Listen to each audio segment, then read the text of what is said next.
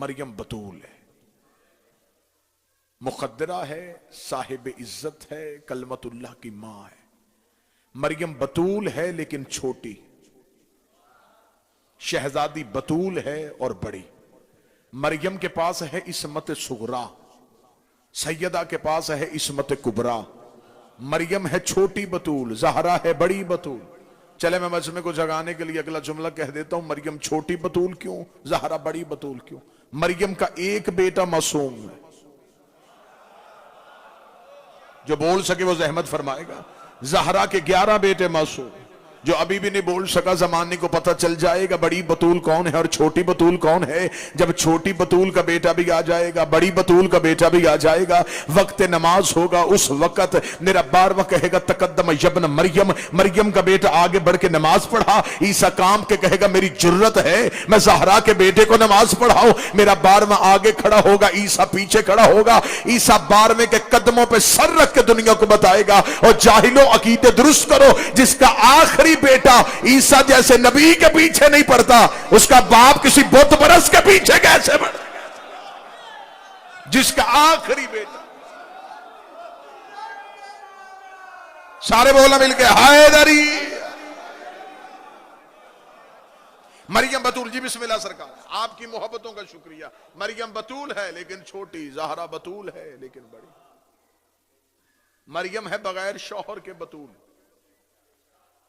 جو بغیر شوہر کے بطول ہو اسے مریم کہتے ہیں، جو شوہر رکھ کے بطول ہو اسے زہرا کہتے ہیں۔ بطول اس مستور کو کہتے ہیں جو ایک لمحے کے لیے بھی ناپاک نہ ہو۔ بطول اس مستور کو کہتے ہیں جس کا بیٹا پیدا نہ ہوتا ہو، نازل ہوتا ہو۔ اہل سنت بھائیوں کی معتبر کتاب ہے، کتاب کا نام صحیح بخاری ہے۔ صحیح بخاری میں ایک باب ہے، باب کا نام باب مناقب فاطمہ ہے، اس میں 1356 نمبر حدیث ہے۔ مدینے کی عورتوں میں بحث چھڑ گئی، اکٹھی ہو کے نبی کے گھر آ گئیں، آگے نبی کی بیوی سے پوچھنے لگی کہ تو بھی اسی گھر میں رہی ہے، زہرا بھی اسی گھر میں رہی ہے، تو بتا سکتی ہے زہرا کتنی پاک ہے؟ اسے کہا ما اقول فی حقھا ولدت الحسن بعد صلاۃ الظہر و صلیۃ العصر، میں تمہیں بتاؤں کہ زہرا کتنی پاک ہے؟ ظہر پڑھ کے حسن جیسا امام دیا، عصر کے لیے پھر مصلی عبادت پہ آ کے کھڑے۔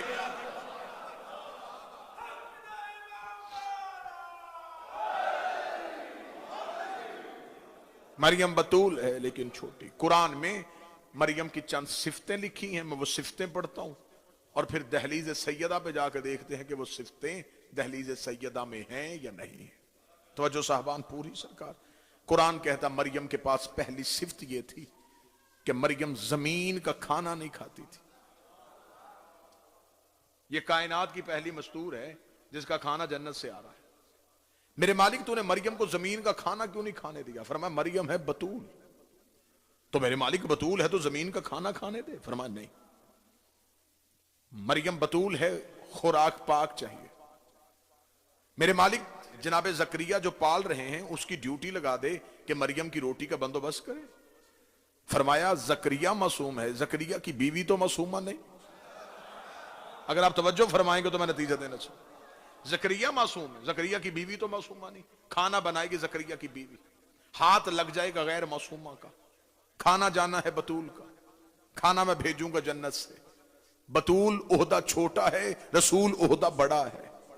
اب میں دھیمے لہجے میں، اونچا لہجہ میں بجائے دھیمے لہجے میں ایک بہت بڑا نتیجہ دینا چاہوں گا۔ مریم بطول ہے اور خدا ایک وقت کی روٹی غیر معصوم کے گھر سے برداشت نہیں کر سکتا۔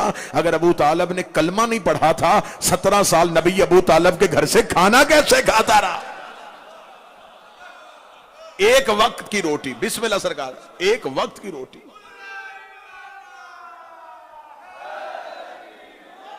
جناب مریم کا کھانا جنت سے۔ اور یہ علیحدہ بات ہے، چکشیاں میں یہ بات کہوں گا تو بات کی قدر ہوگی، یہ علیحدہ بات ہے کہ جو جنت کی روٹی کا انتظار کرے اسے مریم کہتے، اور جس کی روٹیوں کا جنت انتظار کرے ہائے ہائے ہائے ہائے اسے زہرا کہتے۔ جناب مریم کے پاس دوسری صفت کیا تھی؟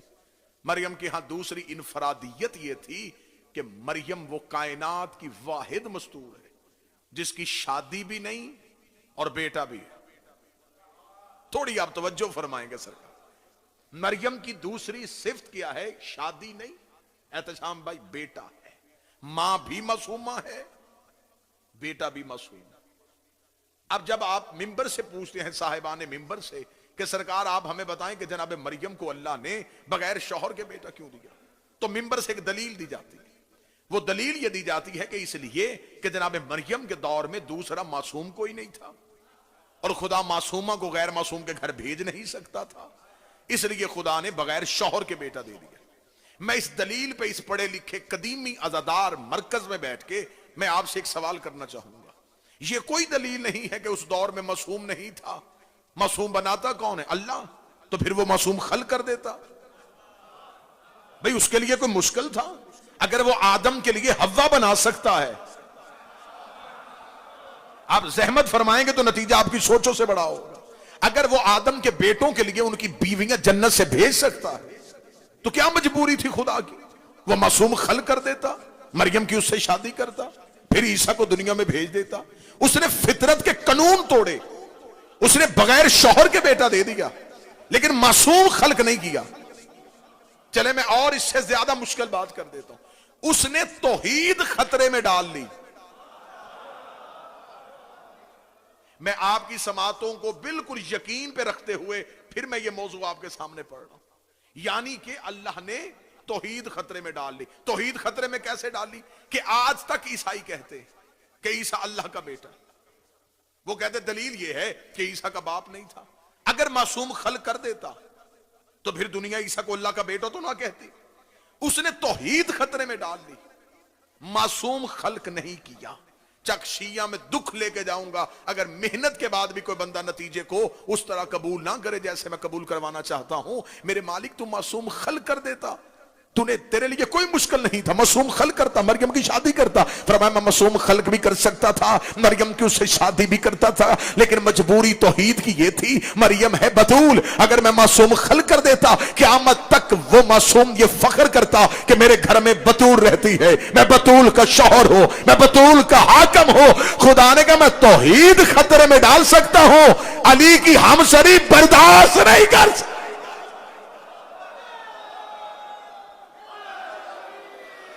یہ اعزاز صرف اور صرف سرکار، یہ صرف اور صرف علی کے پاس فخر ہے کہ علی کے گھر میں بتول رہتے۔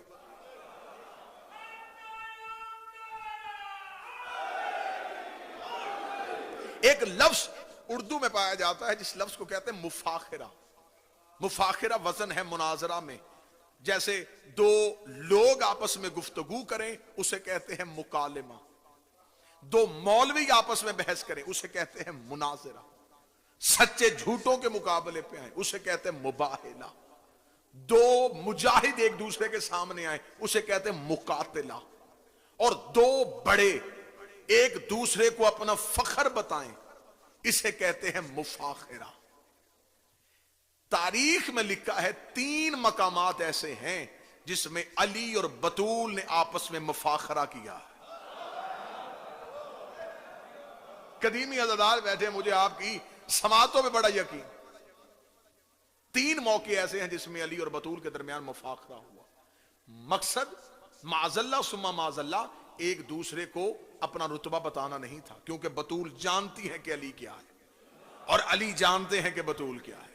اگر یہ بادشاہ اور شہزادی آپس میں بیٹھ کے مفاخرہ نہ کرتے تو یہ چیزیں، یہ فخر ہم تک نہ پہنچتے۔ چلے میں بڑی جلدی میں آپ کو مفاخرے کی 3 لائنیں سنا دیتا ہوں۔ ایک دن علی اور بتول گھر میں بیٹھے، علی نے چاہا، علی نے دیکھا کہ بتول، علی کے دل میں ایک حسرت ہے۔ شہزادی نے پوچھا یا علی وہ کون سی حسرت ہے؟ امیر المومنین حضرت بتائیں۔ امیر المومنین کہتے ہیں کہ کاش بتول کوئی ایسا ہو جو میرے سامنے بیٹھے اور میں اسے بتاؤں کہ علی کون ہے۔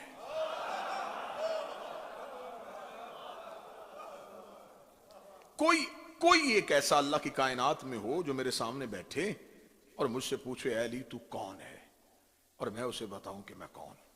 اتنا کہنا تھا، پردے کے اندر سے شہزادی مسکرائی، فرماتی ہے کہ اے امیر المومنین آج آپ بتائیں آپ کون ہیں، کنیز سننے کے لیے تیار ہے۔ امیر المومنین نے مسکرا کے کہا اچھا بتول اگر میں بتاؤں میں کون ہوں تو کیا آپ سنیں گی؟ فرمایا ایک شرط پہ سنوں گی، پھر آپ بھی سنیں گے کہ زہرا کون ہے۔ ہائے ہائے ہائے، پھر آپ بھی سنیں گے کہ بطول کون ہے۔ امیر المومنین مسکرائے، امیر المومنین نے مسکرا کے فرمایا بطول میں وہ علی ہوں جو یہ بھی جانتا ہے جو ہو چکا، جو یہ بھی جانتا ہے جو ہوگا۔ جو ہو چکا یہ بھی میں جانتا ہوں، جو کچھ ہوگا یہ بھی میں جانتا ہوں۔ اتنا کہنا تھا، شہزادی اٹھ کے کھڑی ہوئی، کھڑی ہو کے بی بی نے ہاتھ باندھے، فرمایا صدقے جائے بطول آپ کی صفت کے، آپ یہ بھی جانتے ہیں جو ہو چکا، یہ بھی جانتے ہیں جو ہوگا، بطول وہ بھی جانتی ہے جو ہوگا ہی نہیں۔ ہائے ہائے ہائے، بطول کے علم میں وہ ہے جو لا تعلمون الشیء ہے۔ یہ کہنے کے بعد امیر المومنین نے مسکرائی، امیر المومنین نے مسکرا کے اپنی ابا کو کھولا، اپنے ہاتھوں کو بڑھایا، بڑھا کے کہا اچھا بطول اس صفت میں تو میرے مقابلے پہ آ گئی۔ بطول یہ ہیں وہ ہاتھ جنہوں نے آدم کو خلق کیا تھا۔ نانا جسے اپنے عقیدے پہ ناز ہے وہ بندہ سر اٹھائے گا، یہ ہیں وہ ہاتھ جنہوں نے آدم کو خلق کیا تھا۔ شہزادی نے علی کے ہاتھوں کو قرآن سمجھ کے بوسہ دیا، فرمایا کنیز قربان ہو جائے ان ہاتھوں پہ جس نے آدم کو خلق کیا تھا، لیکن کائنات کا مالک تو خود بتا، آدم تو اکیلا خلق نہیں ہوا، آدم کے ساتھ ایک مستور بھی خلق ہوئی تھی۔ آدم کا خالق تو ہے، حوا کی خالق کون ہے؟ میں وہ بطول ہوں۔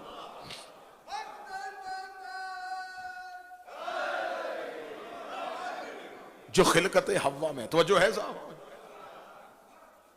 امیر المومنین نے تیسرا مفاخرہ کیا، 21 مفاخرے ہیں، میں صرف 3 پڑھ دیتا ہوں۔ مولا امیر المومنین نے کہا بطول میں وہ علی ہوں جس نے معراج کے پردے میں توحید کا لہجہ بن کے تیرے بابا سے گفتگو کی تھی۔ اب علی وہاں پہنچ گئے کہ علی نے کہا اب یہاں پہ بطول کون سا فخر لے کے آئے گی۔ علی نے فرمایا میں وہ ہوں جس نے معراج کے پردے میں لہجہ پروردگار بن کے تیرے بابے سے گفتگو کی تھی۔ یہ کہہ کے امیر المومنین نے اپنی ابا کو اپنے کاندھے پہ لیا، اپنے امامہ کو اپنے سر پہ رکھا، علی چلنے لگے، بطول پیچھے پیچھے چلنا شروع ہو گئی۔ دہلیز پہ پہنچ کے علی نے فرمایا بطول اب میرے پیچھے کیوں آ رہی ہیں؟ اس فخر کی برابری تو علی کے علاوہ کوئی نہیں کر سکتا۔ اتنا کہنا تھا، شہزادی نے علی کے کاندھے پہ ہاتھ رکھا، فرمایا اے علی واپس نہ جائیے، فخر کنیز کا بھی سنتے جائیے، تو وہ علی ہے جس نے پردے کے پیچھے لہجہ توحید بن کے میرے بابے سے گفتگو کی تھی۔ تیری ولایت کی قسم پردے کے پیچھے تجھ سے سرگوشی کرنے والی بطول تھی۔ انا حجامت الوحدت۔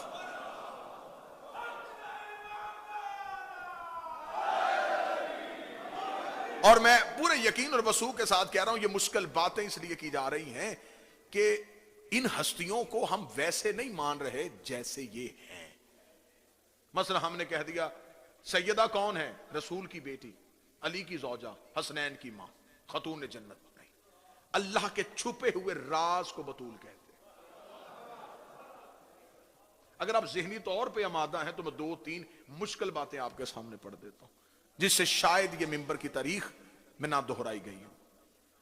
رسالت مآب نے ایک حدیث کہی تھی، رسالت مآب نے ایک صحابی سے کہا تھا مجھے بتا واجب نمازیں کتنی ہیں؟ تو اس نے کہا مولا 5۔ فرمایا کون سی؟ اس نے کہا فجر، ظہر، عصر، مغرب، عشاء۔ رسول نے فرمایا والفجر هو الحسین۔ داد بے شک نہ دیجیے گا، بات کو محفوظ کیجیے۔ رسول نے فرمایا یہ جو فجر ہے یہ حسین ہے، والظہر انا محمد، یہ ظہر ہے یہ میں محمد، والعصر هو علی، اور یہ جو عصر ہے اس سے مراد علی ہے، والمغرب ہی الفاطمہ، یہ جو مغرب ہے یہ میری بیٹی فاطمہ ہے، العشاء هو الحسن، یہ جو عشاء ہے یہ حسن ہے۔ یہ ہے رسول کی حدیث۔ اب ذرا سنیے گا، رسول نے فرمایا فجر سے مراد ہے حسین۔ اب قرآن پڑھیے، قرآن میں ایک سورت ہے جسے سورہ فجر کہتے ہیں، اس کو آغاز کہاں سے ہو رہا ہے؟ والفجر، نیچے ترجمہ لکھا گیا مجھے فجر کی قسم، والیال عشر، اور اس کی 10 راتوں کی قسم، والشفع والوتر، ایک رات اور ایک دن کی قسم۔ رسول نے کہا فجر سے مراد ہے حسین۔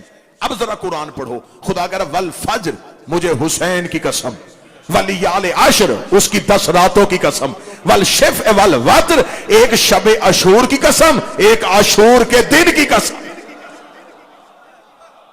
فجر سے مراد حسین، जोहर से मुराद पैगंबर, असर से मुराद अली। अब पता चला कि ये इकट्ठी क्यों है।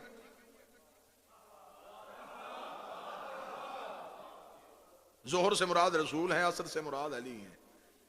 मैंने इस मौजू की तरफ जाना ही नहीं, इस कुरान के राज को मैंने खोलना ही नहीं। मेरा मौजू जनाब सैयदा है, लेकिन यहां पे मैं जुमला कह देता हूं, असर से मुराद है अली। अब कुरान पढ़ना, खुदा कह रहा वल असर, मुझे अली की कसम, इन्नल इंसान लफी खुस्र, बेशक इंसान घाटे में है, इल्लल्लज़ीना आमनू, सिवाय उनके जो इस पे ईमान लाए। जहमत फरमा सके तो मैं नई बातें आपसे वादा किया है, सिवाय उनके जो इस पर ईमान लाए, व आमिलुस सालिहात, और सिर्फ अली को माना नहीं, अमले साले किया। अमले साले से मुराद है विलायत अली। सिर्फ अली को माना नहीं, अली की विलायत पे यकीन रखा। व तवासो बिल हक व तवासो बिल सब्र, हक से मुराद अली, सब्र से मुराद हुसैन। फिर उन्होंने सारी जिंदगी ना अली को छोड़ा ना हुसैन कजा किया। असर से मुराद अमीर अल मोमिनीन। रसूल ने फरमाया वल मगरब है अल फातिमा। ये बातें बोझ तो नहीं बन रही आप? मगरब से मुराद है ज़हरा। और इंतहाई अहले इल्म मजमे में ये बात कहूं, मगरिब का वक्त वाहिद वक्त है जिसका शुमार न दिन में होता है न रात में होता है। चले अगला जुमला और कह देता हूं, मगरिब वाहिद नमाज है जिसकी कसर नहीं है।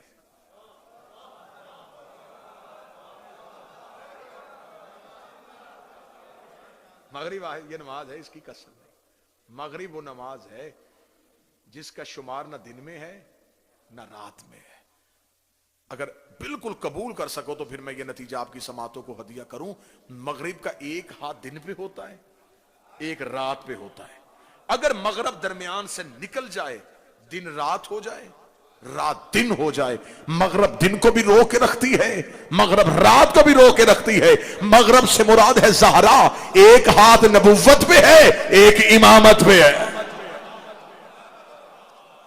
जो नबुव्वत और इमामत के दरमियान खड़ी हो उसे बतूल कहते हैं। रसूल ने फरमाया वल ईशा वल हसन, और ईशा से मुराद है हसन। दिन का इख्तिताम हसन के नाम पे, दिन का आगाज हुसैन के नाम पे। मरियम के पास दूसरी सिफ्त क्या थी कि मरियम को अल्लाह ने बगैर शौहर के बेटा दिया। चले मैं यहां भी इस एक राज से भी पर्दा उठाऊं और आपकी समातों को यह राज भी हदिया करूं। आज ईसाई कहते हैं ईसा अल्लाह का बेटा है।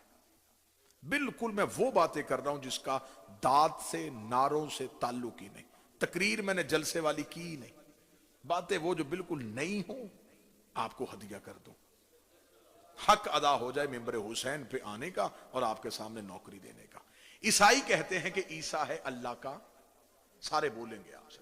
देखिए मैंने नारे से छुट्टी दे दी, लेकिन तवज्जो आपने मुकम्मल रखी। हजरत ईसा है अल्लाह के बेटे। अब ईसाइयों से जाके पूछो कि तुम्हारे पास इस बात की दलील क्या है। वो अंजील खोलते हैं, अंजील में से वो हवाला देते हैं। अब जो वो अंजील में से हवाला देते हैं, वो हवाला पढ़ने लगाऊं, फिर आप क़यामत तक किसी ईसाई से बहस करेंगे तो आपके लिए बड़ा आसान हो जाएगा। अंजील के अंदर एक बाब है जिसे लिखा हुआ है मत्ता की अंजील।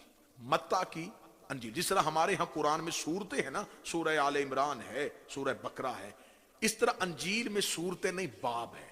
यूहन्ना की अंजील उसी में एक है मत्ता की अंजील। मत्ता की अंजील की 67 नंबर आयत में लिखा हुआ है कि ईसा अल्लाह का बेटा क्यों कहा जाता है। वो दलील देते हैं। वो दलील क्या देते हैं उसका मैं पसे मंजर पढ़ देता हूं कि हजरत ईसा जिंदान में थे।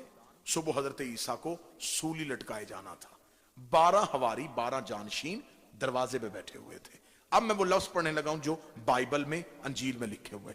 उसमें लिखा हुआ है कि जिंदान में खुदा वंदे यसू मसीह यानी कि हजरत ईसा पुकार पुकार पुकार के कह रहे थे एली एली लेमा शबक्तनी। ये मैंने लफ्ज वो पढ़े जो बाइबल में लिखे हुए हैं कि खुदावंद यसू मसीह यानी कि ईसा पुकार पुकार पुकार के कह रहा था एली एली लेमा शबक्तनी। अंजील सारी उर्दू में लिखी है। ये एक अबारत जो है ये अबरानी जुबान में लिखी है।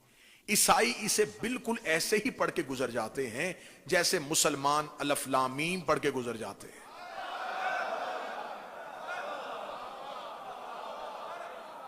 میں کوشش کر رہا ہوں نئی بات آپ کو ہوتی ہے گھر سے. جیسے احتشام بھائی بالکل مسلمان الف لام میم الف لام را کا ہا یا عین صاد ان لفظوں کو ڈھونڈنے کی کوشش نہیں کرتے, ویسے عیسائی اس عبارت کو بھی ڈھونڈنے کی کوشش نہیں کرتے. ایلی ایلی لما شبکتانی یہ عبرانی عبارت ہے, اسے اردو میں کریں تو یا علی مدد بنتا ہے. نا میں ثابت کر کے جاؤں گا. اسے عربی میں کریں تو ناد علی بنتا ہے. عیسائیوں نے صرف بائبل پڑھی ہے, نہج البلاغہ نہیں پڑھی. نہج البلاغہ میں کوفے کے منبر پہ بیٹھ کے علی کا خطبہ ہے. اللہ نے فرمایا میں وہ علی ہوں جسے انجیل میں ایلیا کہا جاتا ہے. اب راز پڑھنے لگا ہوں, وہ راز اگر میں آپ تک پہنچا سکا تو میں سمجھوں گا کہ آپ کے دلوں سے نوکر کے لیے دعا نکلے گی کہ عیسائی عیسیٰ کو اللہ کا بیٹا کیوں کہتے ہیں. پھر میں اس راز کی گردن موڑ دوں گا. فضائل علی ابن ابی طالب سے اس میں لکھا ہے کہ خداوند یسوع مسیح پکار پکار پکار کے کہہ رہا تھا ایلی ایلی لما شبکتنی. آگے بائبل میں لکھا ہے کہ زندان میں ایک نور آیا اور اس نے عیسیٰ کو اپنی آغوش میں لیا اور وہ نور آسمان کی طرف اڑنے لگا. جب وہ نور عیسیٰ کو لے کے اڑنے لگا تو 12 ہواری دروازے سے اٹھ کے کھڑے ہوئے. اس نے کہا خداوند یسوع مسیح تو کہاں جا رہا ہے؟ بائبل میں لکھا ہے کہ عیسیٰ نے جاتے ہوئے کہا کہ میرا باپ مجھے لینے آ گیا ہے, میرا باپ مجھے لینے آ گیا ہے. یہ کہہ کے عیسیٰ چلے گئے اور عیسائی مذہب شروع ہو گیا. انہوں نے کہا وہ جاتے ہوئے کہہ کے گیا تھا کہ میرا باپ مجھے لینے آ گیا ہے, تو اب ہمیں پتا چلا کہ وہ تو اللہ کا بیٹا تھا. مجھے عزت قرآن کی قسم, خدا قرآن میں کہتا ہے مثل آدم و کمثل عیسیٰ خلقہ من تراب. میں تمہیں مثال دوں آدم کی اور عیسیٰ کی, کیونکہ یہ دونوں تراب کے بیٹے تھے. جسے عیسائیوں نے یا رسول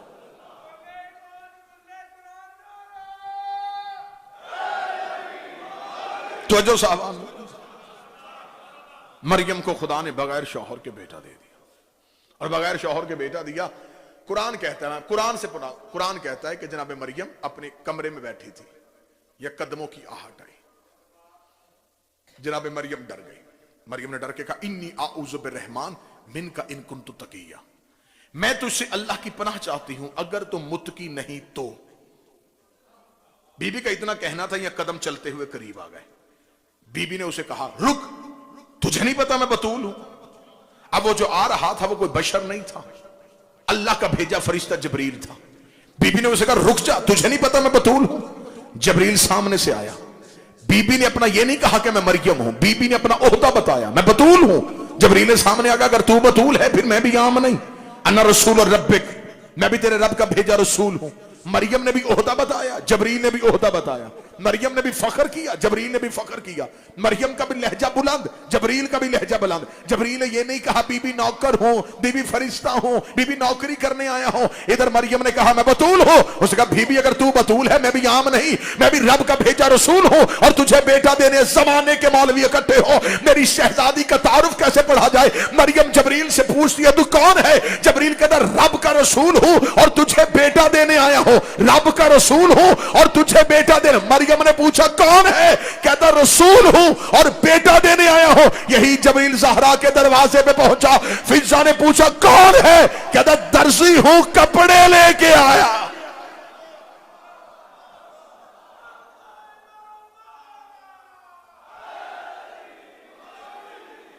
انا خیاط الحسنین, میں حسنین کا خیاط. قرآن کہتا ہے کہ جناب مریم کو جبریل نے کہا کہ میں تجھے غلام زکیہ ایک پاکیزہ بیٹے کی بشارت دینے آیا. یہ کہہ کے عیسیٰ نے اشارہ کیا مریم کو, جبریل نے اشارہ کیا اور عیسیٰ گود میں آ گئے. قرآن کہتا ہے عیسیٰ نہ ماں کے شکم میں رہا, عیسیٰ سیدھا ماں کی گود میں آیا. یہ ہے 12ویں کا سپاہی جس کا نوکر نازل ہوتا ہو. وہ مالک پیدا نہیں ہوتا. امام فرماتے ہیں کہ ہم ماؤں کے شکموں میں نہیں, ہم ماؤں کی دائیں ران پہ ظہور کرتے ہیں. اور جبریل نے کہا میں تجھے بیٹا دینے ہوں. میں یہ جبریل کیا ہے؟ سیدوں کے دروازے پہ جا کے دیکھو کبھی جھولا جھولاتا ہے؟ کبھی چکیاں چلاتا ہے. تو جن کا نوکر مریم کو بیٹے دے سکتا ہو, جن کا نوکر مریم جیسی مستور کو کہہ رہا ہے میں تجھے بیٹا دینے آیا ہوں. قرآن کہتا ہے جناب مریم عیسیٰ کو لے کے باہر گئی, دروازے پہ قوم کھڑی تھی. قوم نے کہا مریم نہ تیری ماں ایسی نہ تیرا باپ ایسا, یہ بچہ کہاں سے آیا؟ یہ مریم کی قوم نے مریم کو تانا دیا, اور خدا نے یہی تانا اٹھا کے قرآن میں آیت بنا کے رکھ دیا. قیامت تک مسلمان قرآن کھولیں گے, اس تانے کو بھی چومیں گے, اس تانے کو بھی بغیر وضو کے ہاتھ نہیں لگائیں گے. یہ توحید کا لہجہ نہیں, یہ کافروں کا تانا تھا جو انہوں نے مریم کو دیا. خدا نے آیت بنا کے قرآن میں رکھ دیا کہ نہ تیری ماں ایسی نہ تیرا باپ ایسا, یہ بغیر شوہر کے بیٹا کہاں سے؟ میرے مالک یہ تیرا کلام تو نہیں, یہ تو کافروں کا جملہ ہے, تو نے قرآن میں کیوں رکھا؟ فرمایا جملہ ہی اتنا اچھا تھا, مجھے قرآن پہ رکھنا پڑ گیا. میرے مالک کیوں جملہ اچھا کیوں تھا؟ فرمایا قوم بے شک عیسیٰ کا کلمہ نہیں پڑھتی, انہوں نے بول کے کہا نہ تیری ماں ایسی نہ تیرا باپ ایسا, انہوں نے بول کے گواہی دی جو بتول ہو اس کی ماں بھی پاک ہوتی ہے, اس کا باپ بھی پاک. بتول صرف خود پاک نہیں ہوتی, ماں بھی پاک اور باپ بھی پاک. قرآن کہتا ہے یہی عیسائی جب نجران کے عیسائی مباہلے میں پہنچے, تو یہاں پہ مباہلے میں یہ لفظ کہا جاتا ہے کہ خدا نے قرآن میں کہا کہ یہ بیٹے لے کے ہم بیٹے لے کے آتے, یہ عورتیں لے کے ہم عورتیں لے کے آتے, یہ نفس لے کے ہم نفس لے کے آتے. بس ایک نتیجہ میں اور آپ کی سماعتوں کو ہدیہ کروں. یہ بتایا جاتا ہے کہ مباہلے کے میدان میں رسول گئے, علی گئے, حسنین گئے, شہزادی گئی. یہ نہیں بتایا جاتا کہ عیسائیوں کی طرف سے کون آیا تھا, کہ مقابلے پہ کرنے کے لیے کون آیا تھا, مقابلے پہ کسے اتارا گیا تھا. ادھر اگر شہزادی کونین جا رہی ہیں تو عقل تسلیم نہیں کرتی کہ ادھر سے عیسائیوں کی عورتیں آئیں اور مقابلے پہ زہرا چلی جائے. جب نجران کے عیسائی مدینے پہنچے تھے, پوری کہانی ہے, پورا مباہلہ ہے. ابو الحارث 120 سال اس کی عمر تھی, اس نے آ کے رسول سے سوال کیا تھا. اس نے کہا تو بتا تیرا مریم کے بارے میں کیا عقیدہ ہے؟ رسول نے فرمایا بتول تھی, طیبہ تھی, طاہرہ تھی اور اللہ کی خاص کنیز تھی. اس نے کہا عیسیٰ کے بارے میں تیرا کیا عقیدہ ہے؟ فرمایا بتول زادہ تھا, اللہ کا نبی ہے اور کلمت اللہ ہے. اس نے کہا جبریل یعنی روح القدس کے بارے میں تیرا کیا عقیدہ ہے؟ فرمایا اللہ کا ایک فرشتہ ہے, سید الملائکہ ہے. اس عیسائی پادری نے کہا تھا کہ ہمارا عقیدہ یہ ہے کہ مریم سے بہتر نہ کوئی عورت تھی نہ ہے نہ ہوگی, عیسیٰ سے بہتر نہ کوئی مرد تھا نہ ہے نہ ہوگا, جبریل سے زیادہ اختیار کسی کے پاس نہ تھا نہ ہے نہ ہوگا. اتنا کہنا تھا, یہ نبی قرآن پڑھنے لگے, آواز قطرئی فمن حاجک من بعد ما جاءک من العلم. انہیں علم کے ساتھ تائل نہ کرنا, انہیں کہ ایسے ہے تو پھر ایسے ہی صحیح. یہ مریم کو لے کے آئے, ہم زہرا کو لے کے آتے ہیں. یہ عیسیٰ کو لے کے آئے, ہم حسنین کو لے کے آتے ہیں. یہ جبریل لے کے آئے, ہم استاد جبریل لے کے آتے ہیں.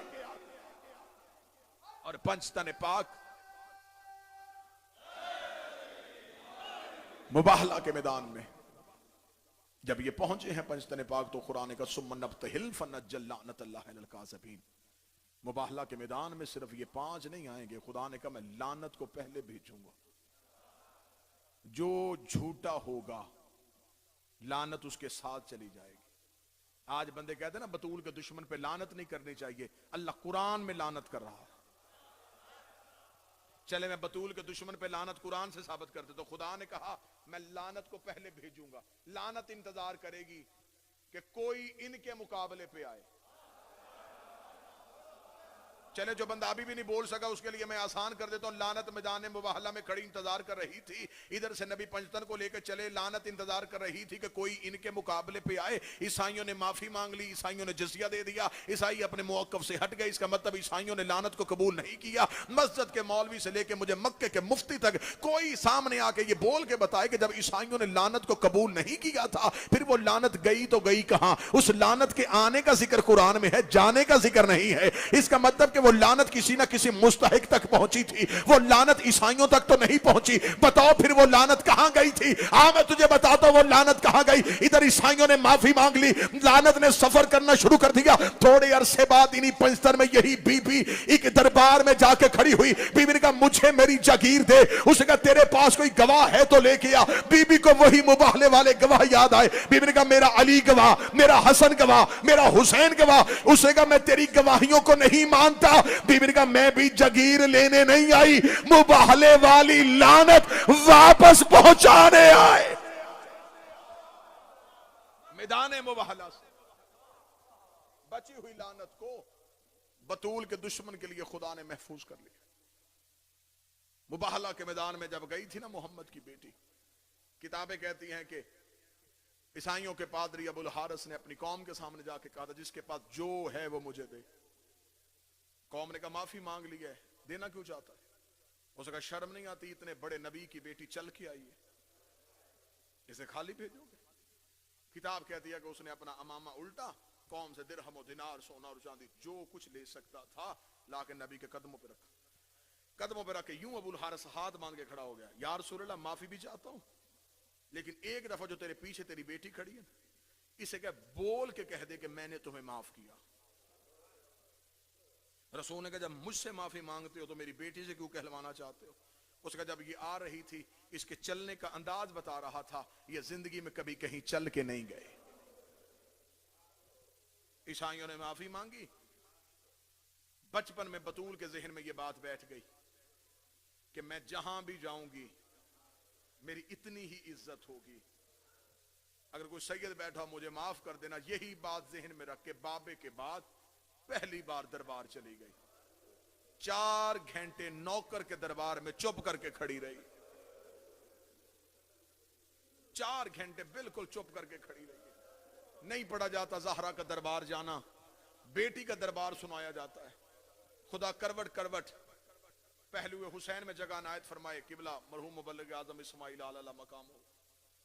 किबला मुबल्लिग आजम पिंडी भटिया के करीब एक जगह मौजा पक्के, वहां किबला मुबल्लिग आजम मनाजरा करने के लिए चले गए थे। शाम भाई जब मनाजरा करने के लिए पहुंचे तो वहां पे मनाजरे का जज जो था वो एक अहले सुन्नत जमींदार था, नाम उसका चौधरी आशिक हुसैन था। अनपढ़ आदमी था लेकिन अक्लमंद बड़ा था, ज़हीन बड़ा था, है सुन्नी था मनाजरे का जज। मौलवी इस्माइल बैठ गए, हक के बतूल पे मनाजरा था, नमाज का वक्त हो गया। मुखालफ मौलवी ने कहा पहले जमात के साथ नमाज होगी फिर दोबारा मनाजरा होगा। वो चौधरी आशिक मौलवी के पीछे नमाज पढ़ने चला गया। किबला ने अपनी किताब फतूहाते शिया में इसका जिक्र किया। चौधरी आशिक उस मौलवी के पीछे नमाज पढ़ने के बाद नमाज खत्म हुई, उसने नमाजियों से कहा सारे मस्जिद से बाहर जाओ, मुझे मौलवी से तन्हाई में कोई बात करनी है।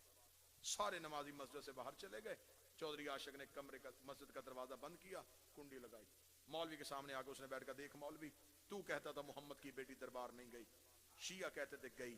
उन्होंने बुला लिया अपना मौलवी, वो बैठा है बाहर किताबें लेके। मैंने बंदे नहीं मरवाने, मैंने कत्ल नहीं करवाने। नमाज पढ़ते पढ़ते मेरे जहन में एक दलील आई, उसका जवाब दे, मैं मनाजरा खत्म कर देता हूँ। मौलवी ने कहा कौन सी दलील? उसने कहा तन्हाई में बैठे हैं, बैठे अल्लाह के घर में, तू भी बावजू मैं भी बावजू, सिर्फ मुझे इतना बता मोहम्मद की बेटी दरबार गई थी? ये हमारी किताबों में लिखा है कि गई थी। मौलवी ने कहा चाचा आशिक नबी की बेटी का हक नहीं बनता था। उसने कहा हक छोड़, मैंने ये नहीं पूछा बनता था या नहीं बनता था, मैंने ये नहीं पूछा कि फतह की मालियत कितनी थी, मुझे सिर्फ इतना बता क्या हमारी किताबों में ये लिखा है कि रसूल की बेटी गई थी? उसने कहा हाँ चाचा आशिक ये लिखा है गई थी। चौधरी आशिक ने यूं जिगर पे हाथ रखा, उसने कहा मुझे जल्दी जल्दी बता वापस खाली आई है या कुछ लेके आई? उसने कहा चाचा आशिक जब नबी की बेटी का बनता ही नहीं था फिर कैसे मिलता? उसने कहा शर्म नहीं आती मेरे मरने के बाद मेरी बेटी किसी कम्मी के दरवाजे पे चली जाए और जाके कहे मैं चौधरी आशिक की बेटी हूं, बता वो खाली भेजेगा या दे के भेजेगा? उसने कहा दे के भेजेगा। उसने कहा मेरी बेटी का हया करते हो, मोहम्मद की बेटी का किसी ने हया नहीं किया। चली जो गई थी, नहीं भी बनता था। वो कभी किसी ने बेटियां भी खाली भेजी, कह देते बीबी तेरा बनता नहीं था लेकिन तू आ गई है। इंशाल्लाह 13 सफर और 14 रजब इंशाल्लाह हाजिरी होगी मुफस्सल आपके सामने, जितनी भी ड्यूटियां जो लिखी हैं इंशाल्लाह सब में बशर्ते जिंदगी और सेहत आपके सामने हाजिरी होगी। नौकरों के दरबार में 4 घंटे चुप करके खड़ी रही। मुकदमा पढ़ने लगा हूं मैं रसूल की बेटी का, मैं लानत भेजता हूं सांस में जिस सांस में ज़हरा की वकालत ना हो। जब 4 घंटे चुप करके खड़ी रही है, 1200 बंदा कुर्सियों पे बैठा था। जब थक गई है रो के कहती चाचा सलमान इनसे कह दे मैं इतनी देर खड़े रहने की आदी नहीं। इतना जुमला कहना था, रसूल का बूढ़ा सहाबी यूं कमर पे हाथ रख के उठा, उठ के तख्त के सामने गया, जाकर था शर्म करो, جس کے تخت پہ بیٹھے اس کی بیٹی آئی ہے. حوصلے کے ساتھ سننا. اس نے بیٹھ کے کہا لینے کی آئی ہے. بی بی کی آواز آئی پیک کا حق. اس نے کہا کوئی ثبوت. رسول کی بیٹی نے کانپتے ہوئے ہاتھوں سے برقعے سے تحریر نکالی. تحریر سلمان نے حاکم کے ہاتھ میں دی. ممبر کے غلاف پہ میرا ہاتھ ہے. میں نے پوری دنیا میں بی بی کا مقدمہ پڑھا ہے. ایک ایک لفظ کو میں نے بڑا غور سے پڑھا ہے. حاکم کے سامنے تحریر آئی. 1200 بندہ دربار میں بیٹھا ہوا تھا. 1200 بندے کو تحریر دکھائی گئی کہ تسلی کرو یہ دستخط محمد کے ہیں, یہ تحریر رسول کی ہے. 1200 بندہ تحریر پڑھتا رہا. محمد کی بیٹی چپ کر کے دیکھتی رہی. جب 1200 بندے نے تحریر پڑھ لی, حاکم کے ہاتھ میں دوبارہ تحریر آئی. سب نے کہا ہاں یہ تحریر تو رسول کی ہے. حاکم نے ہاتھ میں تحریر کو یوں ہوا میں لہرایا, لہرا کے کہا زہرا اس تحریر کا تیرے پاس کوئی گواہ ہے تو لے کے آ. اتنا کہنا تھا. یہ حسن اٹھا, حسین اٹھا, دونوں نے اپنے امامے اتار کے اپنے ہاتھوں پہ رکھے. ہم گواہی دیتے ہیں ہماری ماں سچ بول رہی ہے. ہم گواہی دیتے ہیں یہ تحریر رسول کی ہے. غلط پڑھوں نبی کی بیٹی کا مجرم بنو. کتاب کہتی وہ اسکن شکن شکا. اس نے تحریر کو پھاڑنا شروع کیا اور تحریر پھاڑتے ہوئے کہہ رہا تھا فاطمہ تو جھوٹ بول رہی ہے, تیرے بابے کو ہذیان تھا. اتنا کہنا تھا محمد کی بیٹی کہ سر کے بال سفید ہو گئے. روک کا بے شک حق نہ دے مجھے جھوٹا نہ کہہ. روتی ہوئی رسول کی بیٹی بھرے دربار میں بیٹھ گئی. بس اٹھی پھر شہزادی کی کمر جھک گئی. اگر جملہ برداشت کر سکو تو میں سنا دیتا ہوں. جب بی بی کی شہادت ہوئی, بی بی کی عمر مبارک کتنی تھی؟ جتنی کربلا میں حسین کے اکبر کی عمر تھی. اس عمر میں کوئی مزدور کمر پہ ہاتھ رکھ کے نہیں چلا. سر کے بال سفید ہو گئے. شہزادی اٹھی, اٹھ کے بی بی گھر کی طرف گئی. یہاں پہ آ کے اکثر ذاکرین کہہ دیتے ہیں کہ بی بی جا کے مصلی پہ بیٹھی اور مسافر شام نے کہا ضعیفہ چھوڑیے ہماری ماں کا مصلی. نہ, غلط. جتنی دیر زہرا دربار میں رہی زینب دروازے پہ کھڑی رہی. ماں کو گلی سے یوں روتے ہوئے آتے دیکھا. زینب نے ماں کے گلے میں باہیں ڈال کے کہا میں نے تجھے پہلے کہا تھا نہ جا دربار میں. اما سر کے بال سفید کیوں ہو گئے؟ بی بی نے بیٹی کا سر چوم کے کہا مجھے اپنی فکر کوئی نہیں ہے, لیکن جو حالت میں دربار کی دیکھ آئی ہوں اب مجھے یقین ہو گیا زینب تیری چادر نہیں بچے گی. زینب انہوں نے تیرا برقع لوٹ لینا ہے. زینب پھر گئے مسلمان وعدے سے. زینب میں دربار میں کہیں مجھے اسلام نظر نہیں آیا. آ گئی گھر میں. پھر جتنی دیر زندہ اب گھر میں بیٹھی ہے, ایک ایک لفظ پڑھوں گا, حق پڑھوں گا, سچ پڑھوں گا, بغیر خوف بغیر خطرے کے پڑھوں گا. گھر میں بیٹھی تھی. یہ 36 بدماش ہاتھوں میں لکڑیاں لے کے محمد کی بیٹی کو بابے کا پرسہ دینے کے لیے رسول کی بیٹی کے دروازے پہ آ گئے. دروازے پہ لکڑیوں کا ڈھیر لگ گیا. لکڑیوں کا ڈھیر لگنا تھا. مدینے کا رہنے کا ایک تاجر ہے, یحییٰ بن جبیر اس کا نام ہے. یہ کہتا ہے کہ اس دن مجھے مدینے میں لوگ گلیوں میں گھوڑے دوڑاتے ہوئے سنائی دے رہے تھے. میں نے ایک شخص کو کہا مدینے میں جنگ چھڑ گئی ہے. اس نے کہا نہیں, یہ اکٹھے ہو کے علی کے گھر کو آگ لگانے جا رہے ہیں. لکڑیوں کا ڈھیر لگا. بڑے حوصلے کے ساتھ سننا. انہوں نے دروازے پہ دستک دی. اندر سے آئی بی بی فضہ. انہوں نے کہا من انت, تو کون ہے؟ بی بی فضہ کی آواز ہے یہ نجاریت زہرا, میں زہرا کی کنیز ہوں. انہوں نے کہا این این علی, علی کہاں ہے؟ ہم بیعت لینے آئے ہیں. فضہ کی آواز ہے مصروف فی جمع القرآن, علی قرآن جمع کرنے میں مصروف ہے. ایک کمینے کی آواز ہے علی کو باہر بھیج ورنہ ہم دروازے کو آگ لگائیں گے. آگ لگانے کا نام آنا تھا. پہلو پہ ہاتھ رکھ کے اٹھ کے کھڑی ہو گئی محمد کی بیٹی.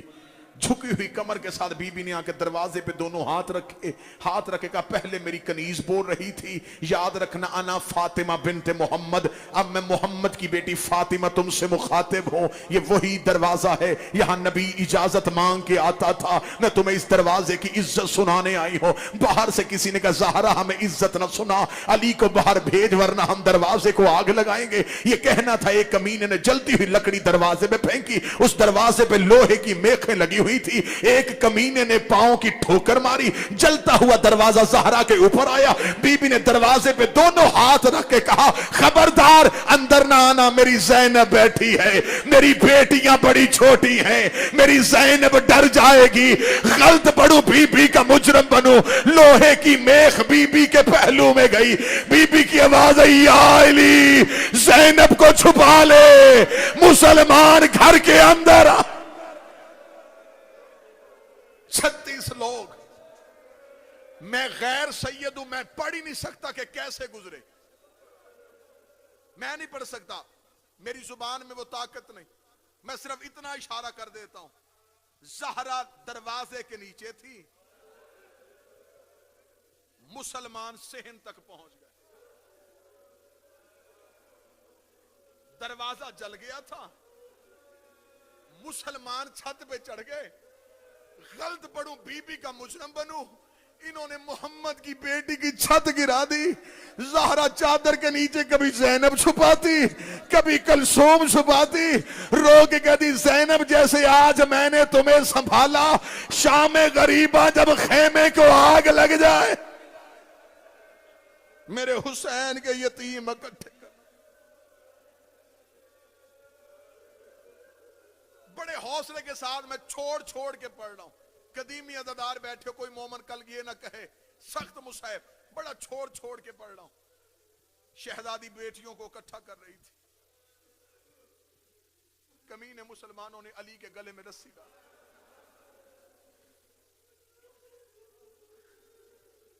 मेरा बादशाह हुसैन मुझे माफ करे, 12वें से माफी मांग के मैं ये इस मुसीबत से पर्दा उठाने लगा हूं। किताबें कहती हैं कि अली के गले में रस्सी थी, अली आंखों को झुकाए हुए थे, आंखों झुका के अली तस्लीम बिरज़ाए रब्बिक, ये कहते हुए अली आगे बढ़ रहे थे। किसी भी आलम दीन से हो, आलम दीन हो सैयद, उससे सवाल जरूर करना कि बीबी का बायां पहलू जख्मी था, तस्बीह दाएं हाथ से क्यों नहीं करती थी? बाएं पहलू पे बायां हाथ रखा जाता, बीबी ने दाएं हाथ से तस्बीह क्यों नहीं की? आखिर तस्बीह करने में मजबूरी क्या थी? दाएं हाथ को क्या हुआ था? वो सैयद जो तुम्हें सुनाए तो फिर सारी जिंदगी रोना। मैंने करबला में बैठ के आलम दीन से सवाल किया था, उसने कहा जब ये अली को लेके बाहर जा रहे थे, बतूल ने गिरते गिरते अली की कमर बंद पे हाथ रखा, रो के गई, या अली वापस आ जा। बीबी अली को रोक रही थी, एक कमीने ने लोहे की नियाम निकाली, इसने ज़हरा के हाथ में मारी। बीबी की आवाज है, या अली मेरी उंगलियां शहीद हो, या अली मेरी उंगलियां जख्मी।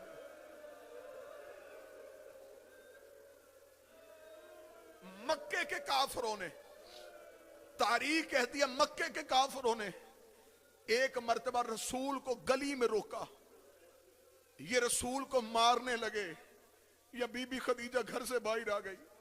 मक्के के काफिर नबी को अकेला छोड़ के चले गए, क्योंकि मक्के में अरब में रिवाज था कि किसी को मार रहे हो या बेटी आ जाए या जौजा आ जाए, ये उसे छोड़ दिया करते थे। ये अली के गले में रस्सी डाल के लेके जा रहे थे। ज़हरा की आवाज आई, ज़ैनब जल्दी आ, कलसूम जल्दी आ। अभी ज़हरा का कदम बाहर आया था, अली ने मुड़ के कहा, ज़हरा बाहर ना आना, तेरे पर्दे की खातर अली जा।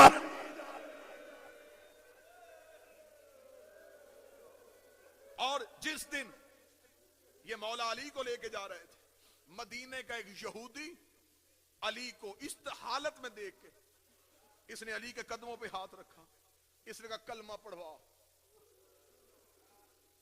अली ने फरमाया, तूने मेरी जंगें देखी हैं, तूने कलमा नहीं पढ़ा, आज मेरे गले में रस्सी है, कलमा क्यों पढ़ रहा है? उसने कहा मैंने तेरी तलवार भी देखी है, आज तेरी खामोशी भी देखी है, मुझे आज पता चला तू किसी के चलाने से चलता है। मैंने तेरी जंगें भी देखी हैं, आज तेरी चुप भी देखी है। बस सादात और गैर सादात 2 जुमले पढ़ूंगा, शहादत नहीं, ना शहादत कोई पढ़ सकता है, ना शहादत बीबी की किसी को आती है। जिसे आती है वो पर्दे में लहू रोता है, उसे पता है कि मेरी मां कितनी जख्मी थी। मैं 3 दर्द पढ़ देता हूं। कदीमी अज़ादार बैठे आपके रोने के लिए, आपके गिरिए के लिए, अपनी इबादत के लिए, बानी के मरहूमीन के बुलंदी के दर्जात के लिए। मैं 3 दर्द पढ़ने लगा हूं नबी की बेटी के। بی بی کے درد کائنات کے سب سے علیحدہ درد. یہ کائنات کی پہلی اور آخری مستور ہے جسے علی نے 7 چادروں کا کفن دیا. میں مصحف میں منت نہیں کیا کرتا, میں مصحف میں یہ نہیں کہتا اللہ جانے کس کا دھیان. نہ, جو رونے آیا وہ بے شک روئے گا. بادشاہ حسین آپ کا پرسہ قبول کرے. 7 چادروں کا کفن دیا. جس بندے نے چیخ نہیں ماری اس نے شاید یہ سمجھا کہ علی امیر تھا. علی نے پہلی چادر دی, فضا روتی ہی پردے سے باہر آئی, آواز آئی یا علی چادر لہو سے بھر گئی ہے. علی نے دوسری چادر دی, فضا کی آواز آئی یا علی خون نہیں رک رہا. علی نے تیسری چادر دی, فضا کی آواز آئی یا علی زخم بڑا گہرا ہے. علی نے چوتھی چادر دی, فضا نے روتے ہوئے علی کے قدموں پہ سر مارا, رو کے کہتی تیری ولایت کی قسم زہرا کی پسلیاں شہید ہو گئے. 7ویں چادر بہار میں علامہ مجلسی لکھتے ہیں 7ویں چادر آئی ہے فضا کے ہاتھ میں, یا بی بی کا میت کانپ گیا. آواز آئی فضا علی سے کہ چادریں نہ بدل, یہ زخم نہیں رکنا, میں نے جا کے بابے کو قیامت والے دن دکھانا ہے. دیکھ تیری امت نے مجھے کیا اجر رسالت دیا. آج بھی قبر میں زخمی ہے محمد کی بیٹی. اس سے بڑھ کے غربت کیا ہوگی کہ آج بھی قبر میں دھوپ کی چادر ہے. جو پہلی دفعہ مومن جنت البقیع جاتا ہے اس کے ذہن میں ہوتا ہے بی بی کا روضہ ہوگا, نورانی گنبد ہوگا. وہ جنت البقیع میں جا کے کبھی دائیں دیکھتا ہے کبھی بائیں دیکھتا ہے, اسے محمد کی بیٹی کا روضہ نظر نہیں آتا. وہ کسی روتے ہوئے سے پوچھتا ہے کہاں سو رہی ہے محمد کی بیٹی. وہ چیخ مار کہتا وہ سامنے جو میلا پتھر ہے. یہ محمد کی بیٹی کی قبر ہے. ایک ایران کا ذاکر رسول کی بیٹی کی قبر پہ کھڑا تھا. اس نے قبر پہ کھڑے ہو کے مجلس پڑھتے پڑھتے روضہ رسول کی طرف منہ کیا. منہ کر کے اس نے ایک دل کو چیر دینے والا بین پڑھا. اس نے کہا یا رسول اللہ تیرا ایک بیٹا ہمارے ایران آیا, کبھی مشہد آ کے دیکھ ہم نے تیرا رضا کتنی محبتوں سے رکھا ہوا ہے. یا رسول اللہ کاش تیری بیٹی فاطمہ ہمارے ایران آ جاتی, ہم بیٹیوں کے زیور بھیج دیتے, تیری بیٹی کی قبر اداس نہ ہونے دیتے. اداس قبر محمد کی بیٹی, کائنات کی پہلی مستور جسے 7 چادروں کا کفن ملا. اگلا درد پڑھ دیتا ہوں میں معافی مانگ کے, اگلا درد پڑھتا ہوں. یہ کائنات کی پہلی اور آخری مستور ہے جس کی علی نے 40 قبریں کھودی ہیں. میں پھر پڑھتا ہوں درد, شاید کسی بندے کا دھیان ادھر ادھر. یہ کائنات کی پہلی مستور ہے مظلومہ جس کی علی نے 40 قبریں کھودی ہیں. بسم اللہ بسم اللہ. 40 قبریں کھودی ہیں. واجب الاحترام تشریف لے, آخری جملہ پڑھوں. 40 قبریں کھودی ہیں علی نے بطول کی. اب مجھے بولو, سوال کر کے پوچھو علی نے 40 قبریں کیوں بنائی؟ مجھے ممبر کے تقدس کی قسم ساری رات بی بی کا جنازہ گھر میں پڑا رہا. علی آدھی رات تک مدینے میں بیلچا کاندھے پہ رکھ کے قبریں کھوتے رہے. آدھی رات کو علی گھر آئے, مسافرہ شام نے ماں کا جنازہ چھوڑا. علی کے قدموں سے لپٹ کے کہتی بابا تجھے خبر بھی ہے تیرے علاوہ ہمیں چپ کروانے والا کوئی نہیں. بابا آدھی رات ہو گئی قبر بنانے میں. علی نے روتے روتے زینب کو اپنی باہوں میں لیا, رو کے فرمایا زینب میں ایک قبر نہیں میں 40 قبریں بنا کے آیا ہوں. 40 قبروں کا نام آنا تھا. اللہ جانے کون بندہ ہوگا جو سینے پہ ہاتھ نہیں مار سکے گا. بی بی عالیہ رو کے کہتی بابا میری ماں کی 40 قبریں بنا کے آیا ہے. علی رو کے کہتے زینب میں بڑا غریب ہو گیا ہوں. فرمایا بابا کیوں غریب ہو گیا ہے؟ فرمایا میں بطول دفنانے نہیں جا رہا, میں بطول چھپانے جا رہا ہوں. اتنا جملہ کہنا تھا, تڑپ گئی شام کی ملکہ, رو کے کہتی بابا اب تو میری ماں کسی کو کچھ نہیں کہتی, اب میری ماں کو کس کا ڈر ہے؟ فرمایا جو آگ لے کے دروازے پہ آ گئے کہیں بیلچے لے کے قبر پہ نہ نشان مٹا کے آیا میں تیری ماں. آخری درد پڑھ دیتا ہوں. پہلا درد میں نے پڑھا 7 چادریں, میرے جگر میں طاقت تھی میں نے آپ کو وجہ بتا دی. دوسرا درد میں نے پڑھا 40 قبریں, میں بیان کر سکتا تھا میں نے کر دیا. میں غیر سید ہوں, سادات کا نوکر ہوں, ممبر پہ معافی مانگ کے کہوں گا میں صرف تیسرا درد پڑھوں گا, وجہ نہیں پڑھوں گا. صرف درد سن لینا, وجہ میں نہ بیان کر سکوں گا, اشارہ سمجھ لینا, جتنا ہو سکے اتنا رو لینا. مجھے ممبر کے تقدس کی قسم ہے دروازہ جلنے سے لے کے 3 جمادی الثانی تک جتنی دیر بطول زندہ رہی ہے بی بی بیٹوں سے چہرہ چھپاتی رہی ہے. اللہ جانے کوئی بندہ امیر تھا جس کی ہائے نہیں نکلی. بی بی نے بیٹوں کو چہرہ نہیں دکھایا. حسن نے سامنے آ کے کہا اماں شریعت میں ماں اور بیٹے کا پردہ نہیں ہوتا. فرمایا جب میں مر جاؤں میرے کفن کے بند کھول لینا. 3 جمادی الثانی کو حسن ماں کے جنازے پہ آیا. حسن نے کپڑا ہٹایا. آواز آئی حسین میری تلوار لے کے آ. میں ان سے جا کے پوچھوں میری ماں کا